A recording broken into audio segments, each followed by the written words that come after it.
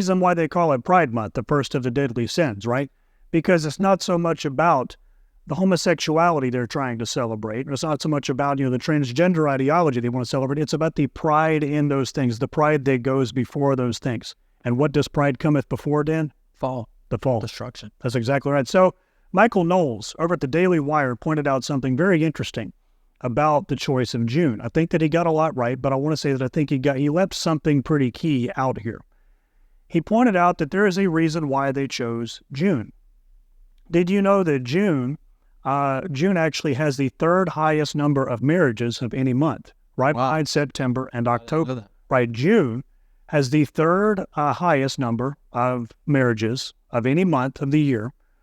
In addition to that, June is actually named after the ancient Roman goddess Juno, who is the ancient Roman goddess of marriage, among other things. There's a reason. They are putting their stamp. They are staking their claim in the institution of marriage, which, as we both understand, is an institution given to us by God. There is a reason they chose June. It is a month deeply associated with the idea of marriage. However, I think there's something else worth pointing out here.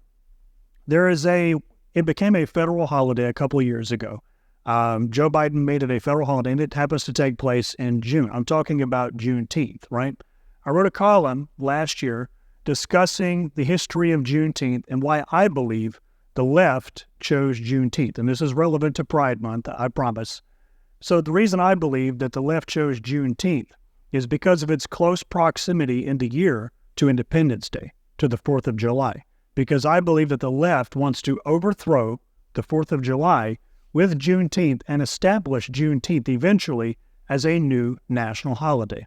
That's what I believe they're trying to do, because they need a new foundational myth. They need a new foundational holiday if they're eventually going to replace America with a new country, which is what I firmly believe they're in the process of doing. They're getting closer and closer to striking distance every day. The same thing applies to Pride Month. It is right before Independence Day. We get one day a year to celebrate our independence, our birth as a country, but an entire month to celebrate the aberrant lifestyles, the aberrant and weird sexual habits of people who are fortunately a very tiny minority in our country. Fathers get one day a year, mothers get one day a year.